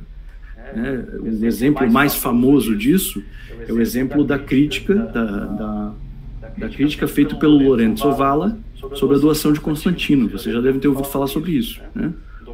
O documento que influenciou profundamente a história da Europa, sobretudo da Europa Central, que seria supostamente a doação de terras do antigo Império Sacro, do Sacro Império Romano Germânico, do Imperador Constantino, e que foi desmascarada por uma série de procedimentos filológicos. O Lorenzo Valla viu fundamentalmente que existiam palavras sendo utilizadas naquele documento que correspondiam a um documento do século XIV. Não existia essas palavras, elas não eram usadas no sentido que elas estavam sendo usadas no documento até o século XIV, e o documento supostamente seria do século XI, se não me engano, algo do tipo. Enfim, então, em alguns casos, a gente vai ter que fazer crítica de autenticidade para ter certeza se a fonte ela é realmente uma fonte útil para que a gente responda ao problema que a gente quer responder, né? Enfim. E por último, você vai ter que dizer para as pessoas como você vai interpretar essas informações. Isso inclui, por óbvio, quais os conceitos que orientam a sua análise. E aí, chama atenção para uma coisa que o Riesman falou bastante. É importante transmitir a sensação de que o seu método é controlável e intersubjetivo. Isso é, trabalhando com o mesmo conjunto de fontes e procedimentos, outras pessoas podem chegar em resultados similares. Similares, né? Digo similares porque a gente vai provavelmente conseguir chegar em resultados similares do ponto de vista fático, empírico, mas daí quando a gente vai narrar a história é outros 500, né? Aí enfim, entra uma série de outros problemas que foram muito, de maneira muito perspicaz, investigados pelo Hayden White. Vocês já devem ter ouvido falar da meta-história com a antropologia, né? A maneira como a gente mobiliza um certo conjunto de regras narrativas e retóricas para urdir a narrativa. Isso vai variar de autor para autor, de pessoa para pessoa. Então, a gente não consegue reproduzir a mesma narrativa, mas a gente chega mais ou menos nos mesmos resultados empíricos, né? Mesmo solo fático verificável, eu escrevi ali no slide. Então, vamos lá. Eu corri tanto que eu estou adiantado, que é bom que vocês ficam mais tempo para vocês me perguntarem as coisas e eu não responder nada, né? As perguntas lá, algumas perguntas que foram enviadas pela representação estudantil, em face disso tudo que foi dito até agora, né, a gente pode tentar responder. Então vamos lá. Método crítico de análise de fontes, análise interna e externa, crítica interna e externa, né, indicado por Marc Bloch, Michel Dissertot, são exatamente quem discute isso, mas tudo bem. Já não seria o suficiente em trabalhos de história? É preciso de fato ir além? Depende. Como a maior parte das coisas aqui depende, né? Se a gente está falando do método crítico de análise de fontes, se a gente está falando de todo esse método na história, se você pegar e aplicar Langlois sem Robot, vai dar jogo, entendeu? Só que esses textos que eu passei aqui para vocês, que fundamentam, né, o nosso entendimento do que é método hoje, Droysen, Langlois sem Robot, e aí teria mais uma porrada de autores do século XIX, né, do início do século XX, eles são super importantes, eles ainda dizem muita coisa pra gente, mas as pessoas veem isso como meio antiquado hoje em dia. Então a minha dica seria não citar Langlois sem Robot como seu método, como sua metodologia, né? Seria mais interessante vocês pensarem o tipo de problema que vocês estão tentando propor, e qual a fonte, e procurar o que é mais adequado para isso. Um exemplo que aparece muito aqui nas perguntas, inclusive, análise do discurso. Vocês já tiveram um encontro sobre isso com o professor André Pereira, eu não preciso me estender. Mas a análise do discurso é uma metodologia que já está ali no nome, né? Opera com uma categoria operacional que é a categoria de discurso, que tem várias acepções diferentes, em diferentes escolas da análise do discurso. Eu conheço mais a Foucaultiana, né? Mas discurso parte do princípio de que esses enunciados têm algum tipo de fundamentação na sociedade, ou que eles refletem algum tipo de relação social ou de poder, né? Então, a análise do discurso, ela é uma técnica de análise textual, uma metodologia de análise textual, a depender de como você vai tratar ela, né? Que vai te permitir responder uma série de problemas específicos que outras metodologias de análise textual talvez não te ajudem tão bem a responder. A começar pelo fato de que o discurso não é só texto, mas as metodologias que a gente tem disponíveis, elas são muito mais para tratamento de fontes textuais. Então, assim, se a fonte não é textual, talvez seja melhor não usar a análise do discurso, né? Talvez seja melhor usar algum outro tipo de técnica ou de metodologia. O que mais que eu ia falar? Esqueci. Então, vou seguir em frente. Sim, para o caso das fontes orais utilizam-se dois métodos. Eu acho que, bem, com base em tudo que a gente disse, não, você tem o seu método, o método da pesquisa, né? O método que lembra o plano organizado que você apresenta para o leitor e aplica no procedimento de pesquisa para poder chegar em determinado resultado que você espera chegar, né? Então, assim, para as fontes orais você precisa usar dois métodos? Não, é um método só, que inclui técnicas específicas de, por exemplo, entrevista, gravação, transcrição de fontes, e vocês encontram isso em bons manuais de história oral, Marieta de Moraes Ferreira, vocês encontram isso da galera da história oral aplicada, né, o Leandro Silgatti, forte abraço, vai ficar gravado aí, se o Leandro Silgatti vier um dia, eu citei ele, um abração. Do Murilo Serri, não me lembro agora, que foi orientador dele. Então, assim, tem bons manuais para isso, assim como tem bons manuais de análise de iconografia, de análise de imagem. O Peter Puck, inclusive, tem um famoso manual chamado História e Imagem, que ensina técnicas de iconografia. Isso significa que vocês estão usando dois métodos? Não. Isso significa que vocês estão pensando qual é o método, o caminho, o plano abstrato que organiza a pesquisa de vocês, a iniciativa de pesquisa, mobilizando um conjunto de técnicas diversas, a depender do que vocês precisam fazer na sua pesquisa para responder o problema que vocês querem responder com as fontes que vocês querem usar, né? Então, as fontes orais, sim, requerem algum tipo de método de análise, né? Essa análise pode ser análise do discurso? Pode ser análise do discurso. Pode ser análise do conteúdo? Eu conheço menos ainda. Pode ser análise do conteúdo. Pode ser qualquer outra técnica de análise textual. Afinal de contas, você transcreveu e agora você tem um texto, mas você tem que lembrar que isso era originalmente fala, né? Que a fala tem certas particularidades. Então, a análise do discurso vai te ajudar a interpretar silêncios, por exemplo, que numa boa transcrição estão transcritos, né? Talvez não, ou talvez sim, em via Foucaultiana, talvez sim, né? Então cabe a você, e já digo de antemão, ao seu orientador ou orientadora, avaliar, né, se você precisa ou não de um método específico para análise textual. Há propostas de trabalho que lidam com fontes de natureza diversa. Qual metodologia é mais adequada nesse caso? É possível usar mais de uma metodologia nos trabalhos sem risco de se perder? Sim. Resposta rápida. Mas também há o risco de se perder, sim. O nome disso é metodismo, né? É quando você coloca o método no centro. Você fica tão preocupado com o procedimento que você vai chegar nas fontes que você só fala do procedimento, o procedimento vira o centro do negócio e você não responde a pergunta nenhuma mais, né? Então, existe esse risco. Agora, é possível usar mais de uma metodologia, ou, melhor dizendo, se apropriar de diferentes metodologias para desenvolver o seu próprio método para a sua própria pesquisa, para o seu problema, para as suas fontes que são normalmente muito específicos do seu trabalho? Sim. Quais metodologias serão mais adequadas para trabalho de biografia e prosopografia? Depende da fonte.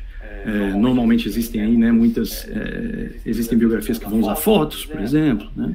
Você vai precisar talvez de algum tipo de método de análise iconográfica, a depender da natureza dessas fotos. Você também pode não problematizar o fato de que elas são fotos, né? Tratar elas como uma representação da realidade congelada ali, também pode ser.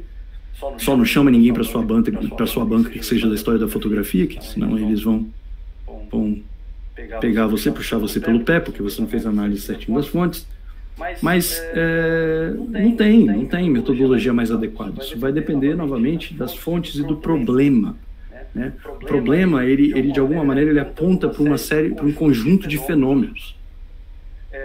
Se é uma biografia intelectual, talvez seja interessante ler, sabe, a vertente, fazer a história das ideias à la Cambridge, pragmática, nem o Quentin Skinner, sabe? Ir lá ler os textos do Quentin Skinner e pegar alguns princípios metodológicos para aplicar, porque você está falando de biografia intelectual. E aí, enfim, aí tem um cruzamento claro com a história intelectual. Se você vai fazer a biografia política de um sujeito político, talvez você tenha que fazer recurso a um conjunto de conceitos operacionais da história política, de procedimentos da nova história política, por exemplo, enfim, que é muito lido, inclusive no programa de pós-graduação de História da UFES, né? E a mesma coisa para biografias coletivas, né, prosopografia. Então, o que seria mais adequado? Eu realmente não teria como dar essa resposta para nenhum de vocês. Mas é isso. Tudo isso depende das fontes que você mobiliza e da ênfase que você dá, porque nenhum de nós escreve sobre tudo, né? Nenhum de nós consegue dar conta de tudo. É possível que o pesquisador modele uma metodologia própria que lhe seja mais adequada? É desejável, certo? É desejável. Se a metodologia, aplicar uma metodologia pronta, se tornar mais importante do que responder a pergunta que é própria da sua pesquisa, isso é um problema. Então, o ideal é que você tenha um método próprio. Esse método tem que ser absolutamente inovador? Não. Se ele for absolutamente inovador, é bom? É bom. É maravilhoso. Existem algumas pessoas que o trabalho delas é conhecido hoje, muito mais pela perspicácia com qual elas articularam a metodologia do trabalho, e aí as pessoas usam a mesma metodologia em outros trabalhos, ou adaptam a mesma metodologia em outros trabalhos, do que pelo conteúdo do trabalho em si. Então não tem nenhum problema. É bom, né, que você pense uma coisa original, mas é necessário? Não é necessário. Agora, é possível que você modele? É desejável que você modele uma metodologia própria, que, como eu disse, não precisa ser absolutamente inovador. Um workshop que eu dou também para os meninos de metodologia lá da Unirio, eu não apliquei no último semestre, porque, enfim, por questões pragmáticas, mas eu devo aplicar nesse semestre, é uma oficina de metodologia pragmática. Metodologia pragmática é uma ideia da professora Eva Domańska. Ela é uma importantíssima teórica, sobretudo metodóloga da história polonesa.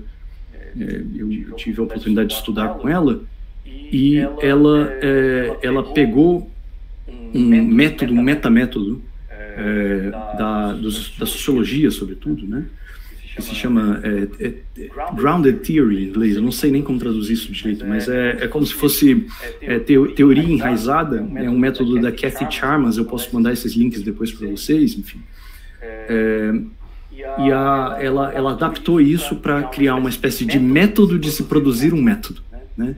Então, isso é muito interessante. Não funciona para todo mundo, não funciona para todos os casos, mas fundamentalmente é um método para você extrair do texto categorias nativas, ou seja, certas categorias que estão nas fontes que você está analisando, transformar isso na sua própria categoria de análise. E ela faz isso com muitas coisas interessantes, assim. Ela trata a amizade como método, né? Enfim, que inclusive é uma tendência crescente na antropologia, né, usar esses tipos de vínculos afetivos como método. Há programas de computador, aplicativos que facilitam a organização das fontes em termos metodológicos? Sim. O primeiro e mais simples deles se chama Excel. Abre o seu Excel e faz uma lista bacana que você vai ter as suas fontes organizadas. Agora, o Excel é o melhor de todos? Ele tem mais funções? Não, não é. E também, se você quiser se aprofundar no uso do Excel, você tem que fazer curso de Excel, uma coisa super complicada. Existe um programa, e esse programa, se eu conseguir minimizar aqui no computador, eu já digito o nome dele. Não consegui, mas eu já dito também. Se chama Zotero. Zotero. Zotero. Zotero é gratuito.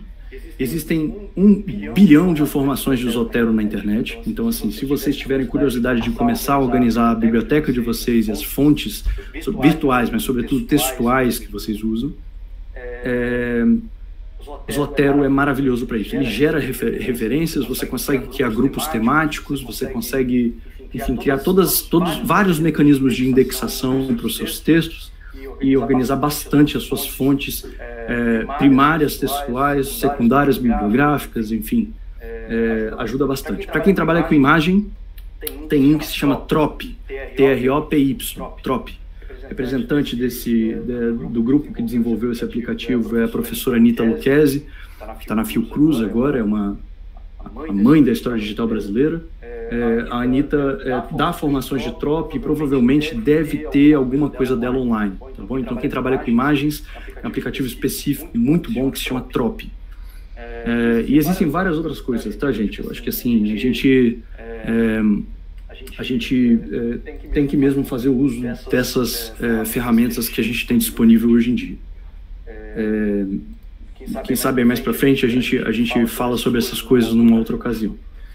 É possível que o pesquisador modele uma metodologia própria que seja mais adequada? Repetir a pergunta, já respondi. Sim, é desejável, mas não precisa ser nada inovador, transformador da área. Repito aqui, falo uma coisa que me falam muito. Eu sou uma pessoa muito ansiosa, eu estou numa fase da minha carreira acadêmica que repetir isso é uma coisa importante. A dissertação de vocês e a tese de vocês não é o último trabalho que vocês vão escrever na vida. Provavelmente não é o mais importante. É mais importante que ele seja bem feito do que ele seja a coisa mais original e brilhante do mundo. A nossa formação acadêmica ela serve para a gente aprender a ser um pesquisador autônomo. Então, o momento coach quântico ontológico da fala seria que vocês encarem talvez o trabalho de vocês um pouco mais como isso, como treinamento, né? Que vai ser avaliado, então é bom fazer direitinho, mas é isso. Deixa eu ver se tem mais alguma coisa. Não temos mais nada. Eu espero que nessa correria toda, deixa eu ver se eu consigo fechar agora essa apresentação. Fechei, perfeito. Nessa correria toda as coisas façam sentido para vocês e que tenha ajudado, apesar dessa grande vomitada teórica que eu dei aqui em cima de todo mundo. Acredito que, enfim, é isso, que esclarecer um pouco o que a gente entende, para que serve a metodologia, ajuda a clarear várias dessas perguntas. E isto posto, temos até 8h30 quando eu tenho que sair correndo, gente. Fiquem à vontade aí, eu acho, para fazer as perguntas que quiserem fazer. Hugo, muito obrigada, tá? A gente te agradece muito em nome da representação do PPGIs pela super aula. Agora vamos abrir então para perguntas, tá bom, gente? Vocês podem levantar a mãozinha e aí a gente vai seguindo na sequência, dependendo da pergunta o Hugo vai e responde, né, para não ficar muito perdido. Vamos ver como é que vai fluindo, mas podem ficar à vontade para as perguntas.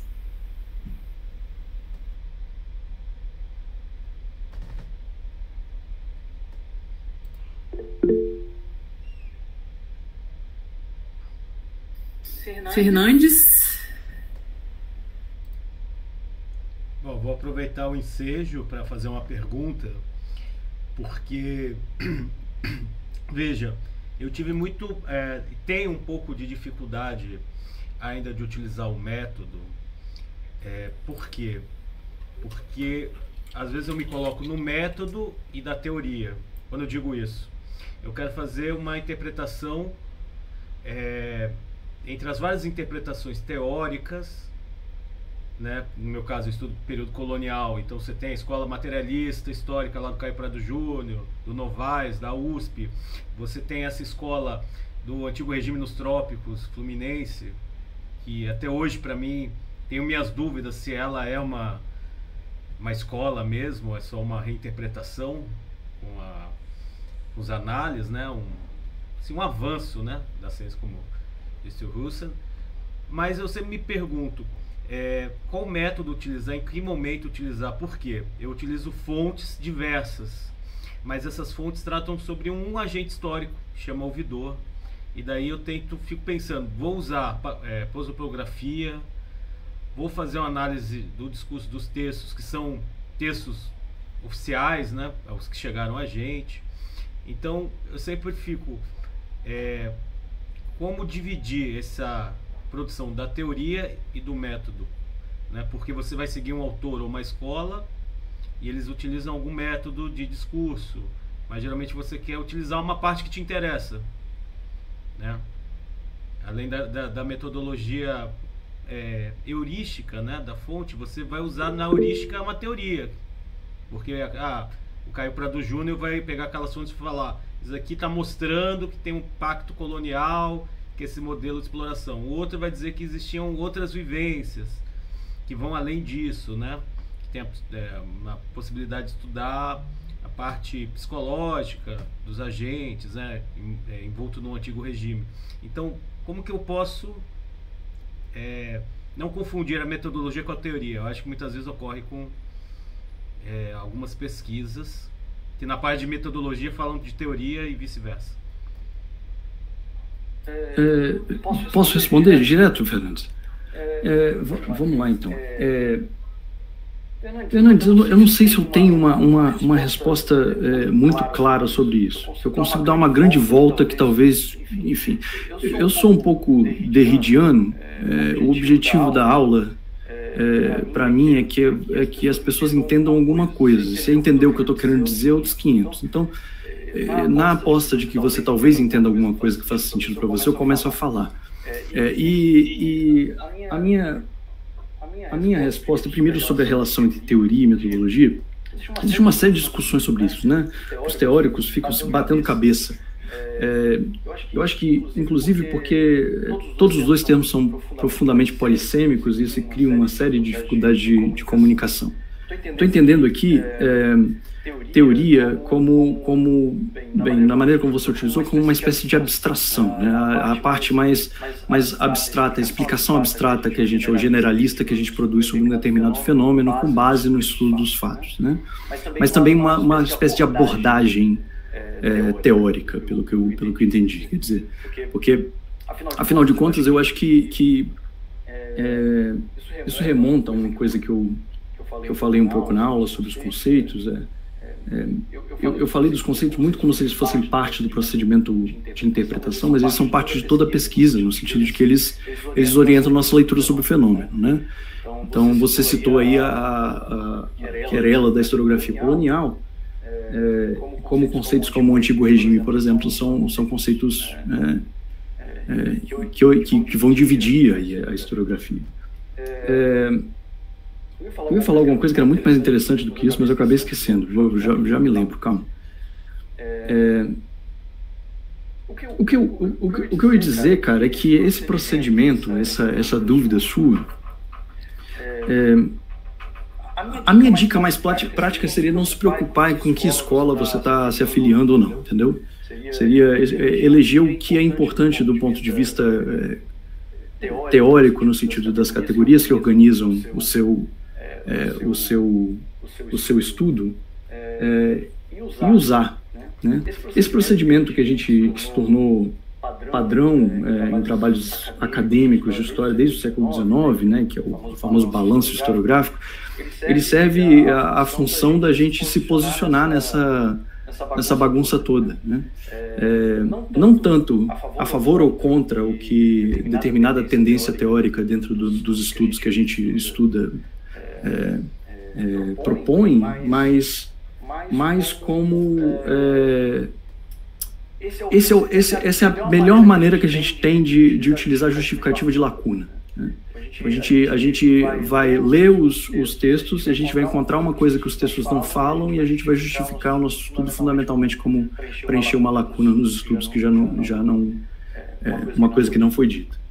Agora, se você vai seguir mais uma linha ou outra, isso é uma opção sua, fundamentalmente, né? É uma opção sua, o que você acha que é mais plausível. Se essas interpretações são conflitantes, você segue o que você acha que é mais plausível, ou o que parece mais plausível a partir do momento que você analisa as suas fontes, né? Analisa o seu caso. O que é isso? Eu tinha um slide sobre método científico, que é interessante para a gente... Era um exemplo só, não ia nem falar de método científico, mas é um exemplo interessante para a gente pensar em como proceder cientificamente, por assim dizer, na produção do conhecimento. A gente sempre retorna para a generalização, né? Seja lá de onde a gente parte. Os observacionistas diretos, os empiricistas, vão dizer que não, a gente vai olhar para o mundo, a gente vai ver os fenômenos, daí que a gente vai pensar uma teoria, e aí depois a teoria, a gente testa a teoria e volta de novo para o mundo, e por aí vai. Do modo geral, a gente não procede assim. Do modo geral, a gente já tem uma certa ideia na cabeça, e a gente vai lá e lê as fontes. E aí, quando a gente lê as fontes, a gente muda de ideia ou não, né? A gente muda de ideia ou não. Então, se eu entendi a sua aflição em relação ao problema da tensão entre a teoria e a metodologia, seria, eu diria isso, eu diria que você não se preocupasse tanto com isso e simplesmente caísse de cabeça na fonte e ver se a ideia que você tem agora, do que é mais plausível para explicar o que está em jogo, se ela vai se sustentar ou não. E se ela não se sustentar bem, ótimo. É isso que você vai dizer para o leitor. Você vai dizer para o leitor, olha, entrei aqui com tal ideia sobre como se organizava o sistema colonial, ou como se davam as relações de poder, ou qualquer coisa, enfim, a depender de qual é o seu problema. As fontes mostraram isso, né? E, portanto, acho que que essa teoria é bacana ou essa teoria não é bacana. É isso, sabe?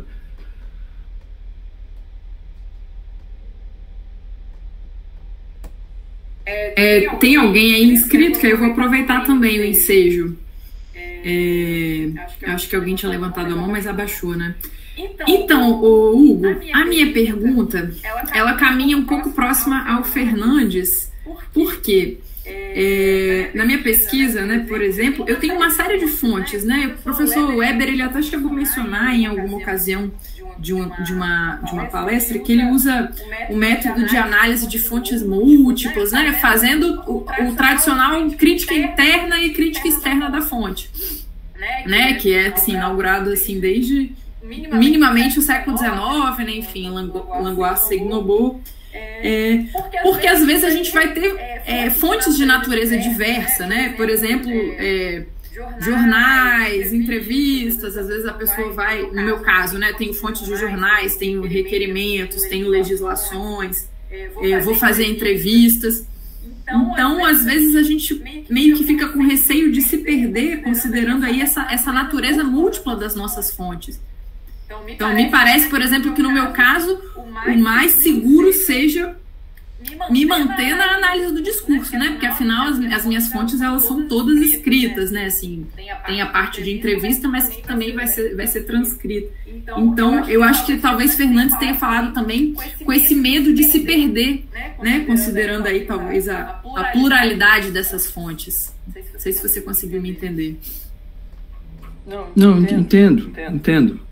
Agora, eu não sei, assim, a minha atitude, num caso como esse, eu também já tive na posição de trabalhar com várias fontes diferentes, enfim, a tese que eu estou para terminar eternamente lá na Polônia, eu trabalho com ensaios históricos, com manifesto poético, com quadro. Né? A minha visão disso daí é que eu sempre leio o texto em função do que eu quero saber dele. Sabe? Então,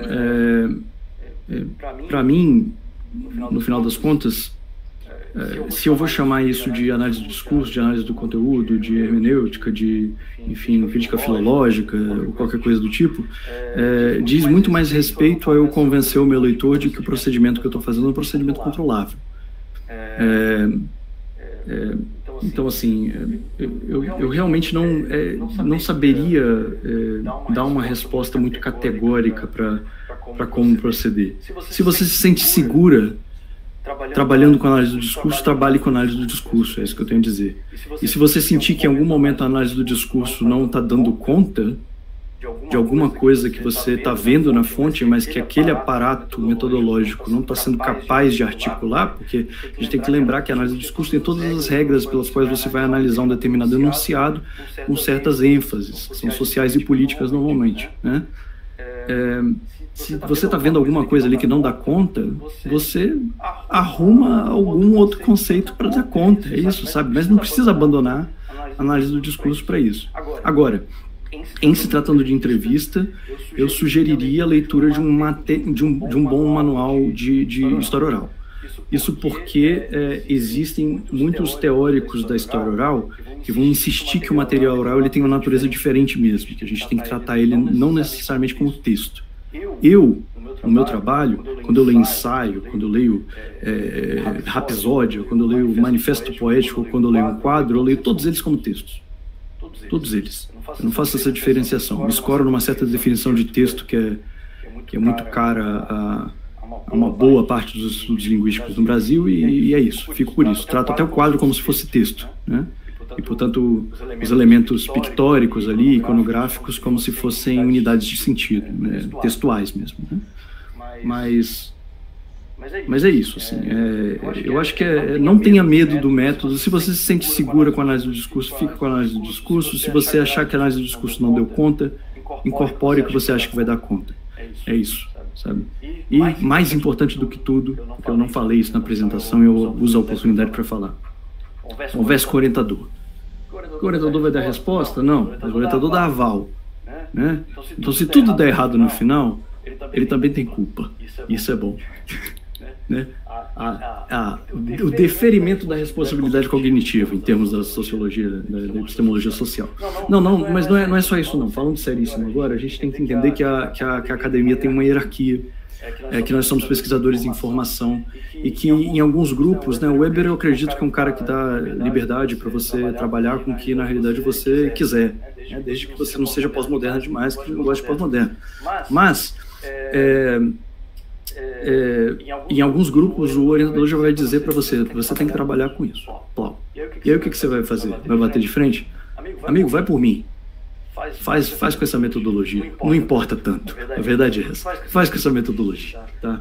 Então, assim, o cara jogou Bourdieu no seu colo, faz com Bourdieu. O cara jogou análise de conteúdo, faz com análise de conteúdo. E é isso. É legal porque você tem aonde se escorar. Então você vai lendo e você vai sabendo como proceder com aquela fonte. Se você achar alguma coisa que não está dando conta, fale, escreva no texto. Não precisa nem de metodologia para isso.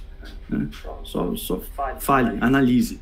Faça o uso da sua sensibilidade crítica, como diz o Lysenko. E é isso. Perfeito, Hugo. Foi bem esclarecedor, orientador. Gente, mais alguém? Vocês estão tímidos hoje? Eu acho que é porque... Kaique Duarte Mariano. Pode falar, Kaique. Isso daí é psicopata. Vem pergunta agora sobre Heidegger. Boa noite, professor. Boa noite, professora. Hugo, bem simples e bem direto, né? Como sempre. E metodologia, pesquisa de história e teoria da história. Assim, tem diferenças, questões processuais, questões... Enfim, você sabe, né? É isso, mais direto mesmo. Direta, mas talvez a pergunta mais escabrosa de todos, como eu esperava do Kaique. A questão é a seguinte, Kaique, o que a gente entende por teoria varia bastante, né? Hoje em dia a gente tem uma área consolidada no Brasil, se consolidou a partir do GT de Teoria, no começo dos anos 2000, depois virou Sociedade Brasileira de Teoria e História da Historiografia, e aí a gente entende que é possível fazer pesquisa em teoria da história. Né? Isso não é tão óbvio na realidade, é uma coisa que se tornou óbvia por questões mais sociológicas de organização do campo do que por questões que dizem respeito à natureza da reflexão teórica. Teoria, no sentido mais amplo, é qualquer tipo de meta-reflexão, né, sobre o campo. E a gente pode fazer meta-reflexão por vários caminhos. Então, para algumas pessoas, e essa é uma maioria no campo hoje em dia, de teoria da história e história da historiografia, que tem esse nome não à toa, a gente faz teoria por meio de história da historiografia, certo?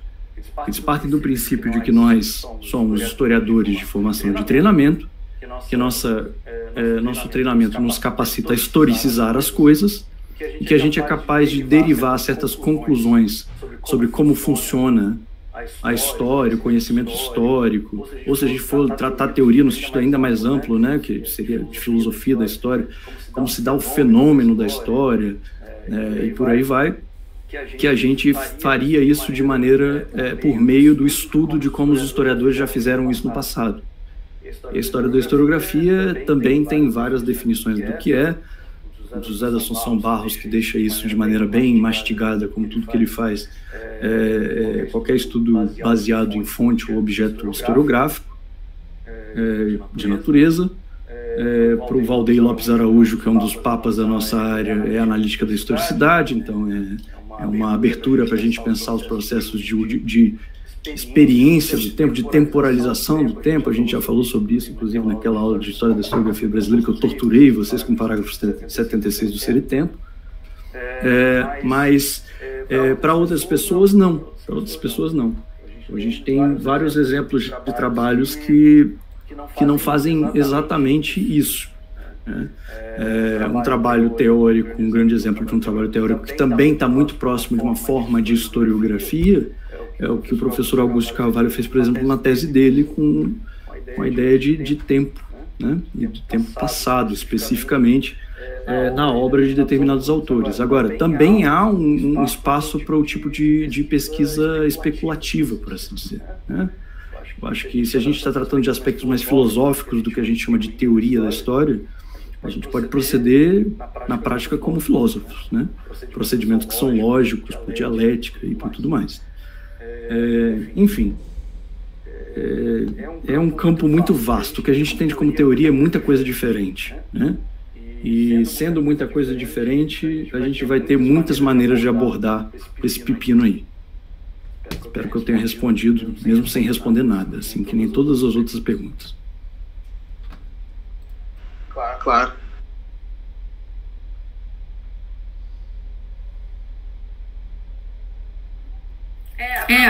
Aproveitando assim o ensejo do Kaique, Hugo, acredito que você tenha acompanhado, né, muitas orientações do professor Júlio Bentivoglio na UFES. Não sei se você leu, né, os trabalhos, acredito que alguns sim. Teve uma época, né, que uma galera que foi orientada utilizou muito literatura, né, como fonte, a própria Tainá, né? Acredito que o Wesley também utilizou, Fernando. Qual metodologia que eles utilizaram, considerando que eles estavam analisando obras de ficção, por exemplo? Só para ilustrar para a galera, eu acho que pode ajudar. O que eu me lembro bem, eu não trabalhei nesses projetos, mas o que eu me lembro é que o Júlio recomendava muito à época que eles lessem os textos do Sidney Chalub. Haveria ali uma espécie de orientação de como ler esses textos. Mas bem, o próprio Júlio produziu material sobre isso depois e é o que eu recomendaria às pessoas aqui, né? Ele tem um manual com a Kelly, né? Foi aluna dele, sobre história e literatura, e também tem um livrinho dele, História e Distopia, que é um texto que elabora vários dos conceitos organizadores desse tipo de análise que ele propõe. E esse tipo de análise que ele propõe é um tipo de análise que lê, por meio de determinados procedimentos composicionais ali da literatura, ou mesmo do conteúdo da literatura, certas relações temporais. Então, em larga medida, o que o professor Júlio e o grupo dele fizeram, na minha leitura, de quem não participou dessas iniciativas, é bom deixar claro, foi usar um instrumental da história da historiografia e da teoria da história para ler textos literários, né? Porque normalmente textos literários são lidos como textos literários, no sentido de que a gente dá ênfase ali no aspecto mais propriamente literário do texto. E aí o que ele fez foi o seguinte: não, olha, a gente consegue ler esses textos de determinada maneira, por meio de conceitos operacionais, distopia, utopia, presentismo, presente amplo, né, futurismo e por aí vai, esses vários conceitos operacionais, a gente consegue ler relações com o tempo sendo expressas nesses textos. Então acho que é muito essa a pegada do Júlio, né? Eu tenho um grande carinho por um texto meio obscuro, que foi publicado como um artigo em 2015, que foi publicado no ano passado como introdução de um livro do Alexandre Nodari, eu escrevo aqui no chat, que se chama A Literatura como Antropologia Especulativa. Que eu acho que é muito interessante para a gente pensar que o material literário ele pode não ser apenas, quer dizer, ele não pode dizer apenas sobre o que se efetivou no mundo, seja o que ele está, quer dizer, ele não expressa tão somente uma certa experiência no mundo, uma certa conexão com o mundo no qual ela foi produzida, mas também uma certa expectativa, um certo de conjunto de possibilidades que ela tenta abrir. Porque o ato de escrever, é ação, certo? É fazer alguma coisa. E essas intervenções muitas vezes vêm no sentido de abrir um conjunto de possibilidades. Esse texto do Nodari é muito interessante para isso, e tem um texto em inglês, que infelizmente nunca foi traduzido, de uma crítica literária muito famosa, marxista, feminista, que é a Rita Felsky, que se chama The Limits of Critique. Eu gosto bastante também, que também mapeia uma espécie de relação pós-crítica com o material literário. Quer dizer, a gente para de enxergar o material literário apenas como se a gente tivesse uma relação intelectual com ele, mas também estabelecendo certos vínculos afetivos, né, que incluem expectativas sobre o futuro, esperança, medo, né, e várias desses outros afetos que se dão na relação com o texto literário. Mas enfim, isso é o que eu gosto mais. Eu gosto mais disso do que eu gosto enfim, de uma análise literária mais convencional ou enfim, do tipo de tratamento que Sidney Chaloub dá. Eu acho que é muito realista, sabe? Ele tenta achar no texto literário fragmentos da realidade perdida do passado. E eu não estou muito preocupado com isso, eu estou mais preocupado com o tipo de possibilidade que o texto literário abriu e continua ali, né, latente. É assim que eu leio os textos que eu leio, né, literários. Mas, enfim, é isso. Gente, mais perguntas? Laude, pode falar. Boa noite, professor, muito obrigada pela aula. E assim, eu estou tentando formular uma pergunta aqui, eu não sei se eu vou conseguir ser objetiva, se eu vou conseguir me fazer entender. Eu pesquiso sobre integralismo, a divulgação do integralismo, a cooptação de membros para o integralismo no Espírito Santo. E as minhas fontes, uma das fontes é a revista Vida Capixaba. Então eu pesquiso as imagens divulgadas nessa revista, que não era uma revista integralista, era uma revista para divulgar fatos da sociedade de Vitória, mas que ela divulgava as imagens e ajudava a cooptar membros para o integralismo. Se eu utilizar, por exemplo, a Tânia Regina de Luca, que ela tem um método de pesquisa com impressos, e se eu não me engano, Ana Maria Mauad, acho que seria isso, que ela fala sobre análise de imagens. Seria o suficiente para o meu método? Ou eles seriam referenciais? Eu me confundo muito ainda com referencial teórico e metodologia. Laude, é isso? Sim. Laude, isso daí, cara, é uma confusão que foi produzida, só para a gente esclarecer o que está em jogo aqui. Essa confusão toda, ela foi produzida porque, no final do século XIX, uma porrada de historiador tentou fazer com que o que a gente faz, o tipo de ciência que a gente produz, que ela se adequasse a um determinado conjunto de práticas e procedimentos que não são adequados, certo? Então, assim, para o que a gente produz. Então, eu estou falando aqui sobretudo das ciências físicas. O padrão do que era científico no final do século XIX era ciências físicas. Então, essa separação estanque entre referenciais teóricos e metodologia é uma coisa que é muito difícil de elaborar de fato. E quando eles pedem isso para o nosso projeto, é um problemão separar mesmo. Como eu separaria isso? Eu separaria quais são os conceitos operacionais que eu estou usando, isso fica em teoria, e em metodologia eu coloco mais técnica. Quer dizer, eu coloco mais, tipo, que nem você sugeriu, os manuais da Tânia Regina de Lucas e Ana Maria Mauad, que, por sinal, são duas pesquisadoras brilhantes e que produziram ótimos manuais. Então, minha resposta curta para a sua pergunta seria, é mais que o suficiente, entendeu? Se escora nisso, mostra que você está usando isso ao longo do texto quando você escrever, porque isso é importante também. Que nem eu disse lá no começo. Virou um requisito retórico formal do nosso texto, a gente falar ali na introdução, eu vou usar tal método. Se você falar que vai usar tal método e isso não aparecer no texto, as pessoas acham ruim. Então, assim, mostra que você está mobilizando ao longo do texto. Mas está ótimo, está maravilhoso. Eu sugeriria só uma bisbilhotada nos manuais do Patrick Charrodot. Eu posso escrever aqui o sobrenome. É difícil. Esse som do francês, né, é um som que pode ter 1000 ortografias diferentes. De chá, real, deal. Não, chá, reu, deal. Não sei. Não faço.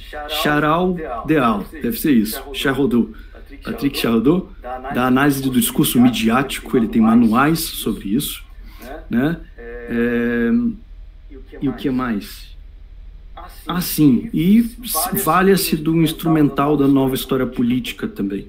falando aqui de Serge Bernstein, René Rémond e todo mundo junto com eles. Por quê?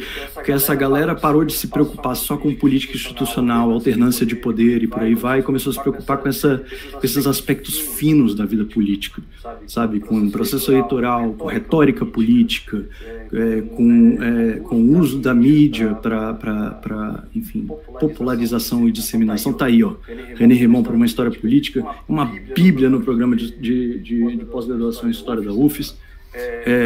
Dá uma procuradinha lá, talvez tenha alguma coisa bacana sobre isso, sobre o uso de mídia, muitas vezes o discurso midiático não especializado, necessariamente a mídia política, mas o discurso da mídia para disseminação e consolidação de culturas políticas, talvez seja uma maneira, inclusive, de abordar aí também o problema.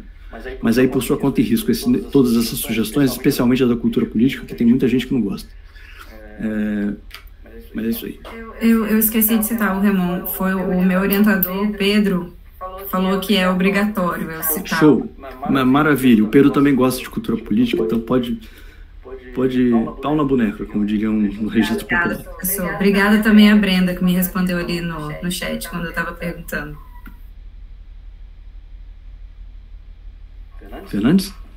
Bom, eu sei que você está quase no seu horário, não quero que você perca seu ônibus, seus alunos estão te esperando no Rio.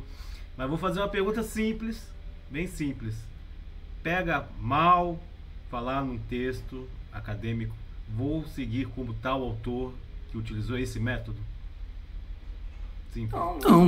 Não, de jeito maneira. Mas é aquilo que eu disse, não basta dizer isso, você tem que dizer o que isso significa, né? Idealmente você vai dizer, não, vou seguir tal, que significa que farei tal coisa, né?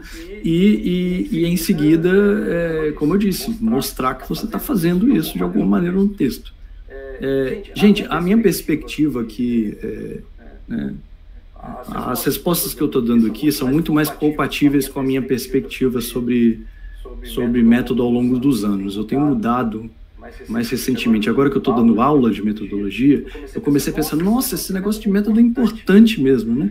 Porque eu, como bom haitiano, formado ali naquele caldo da narratologia, do narrativismo na história, encaro que muitos desses procedimentos que a gente chama de metodológicos, na realidade são performances para convencer as pessoas de que a gente está fazendo é confiável, né?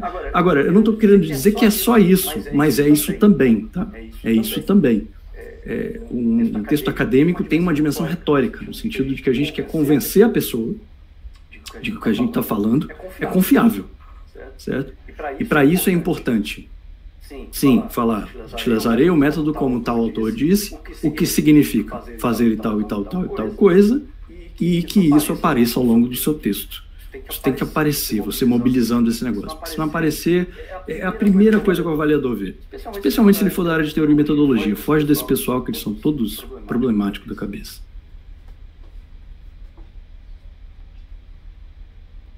Eu acho que é isso, né? Eu acho que a gente pode encerrar, considerando o adiantar da hora. A gente agradece, Hugo, muito a sua participação.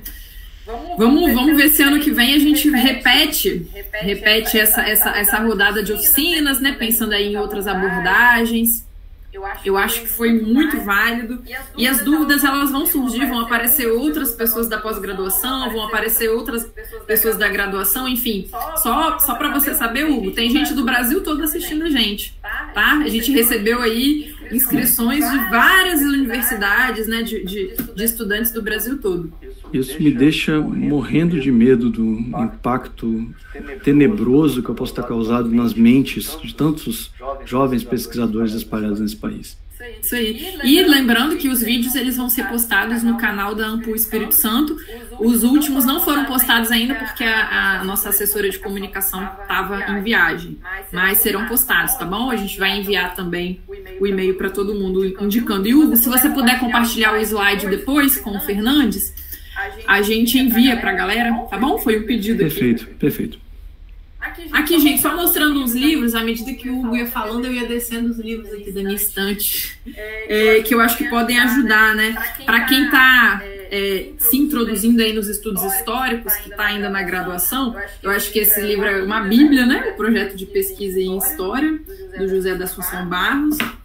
Esse aqui é o de conceitos, que o Hugo comentou, né? Sobre o uso dos conceitos, com uma abordagem aí introdutória sobre os conceitos. E de história oral, o Hugo também mencionou a Marieta de Moraes Ferreira, né? Esse manual aqui é clássico também, Usos e Abusos da História Oral. Também de história oral, esse é um manual bem interessante que eu estou lendo para partir para as entrevistas, do José Carlos Seb Bommerri e da Fabiola Holanda, de história oral. História oral, como fazer, como pensar. E para ter uma noção assim mais ampla de história oral, de como ir, né, para a entrevista, eu li também esse livro História Oral como Arte da Escuta, do Alessandro Portelli, que também é considerado aí uma das maiores referências mundiais, né, de história oral. Só para deixar registrado. Era isso. Então, até mais, até breve, né? Nos próximos encontros aí, gente. Lembrando que nas próximas semanas a gente vai mandar os certificados por e-mail, a gente vai enviar também o certificado para o Hugo, né? De participação. E a gente se encontra na semana que vem no encontro da pós-graduação em História da UFES, né? Cada um vai estar aí no seu ST, mas espero que a gente se esbarre aí nas conferências, nas mesas. E até mais, então. Obrigado, gente. Até mais.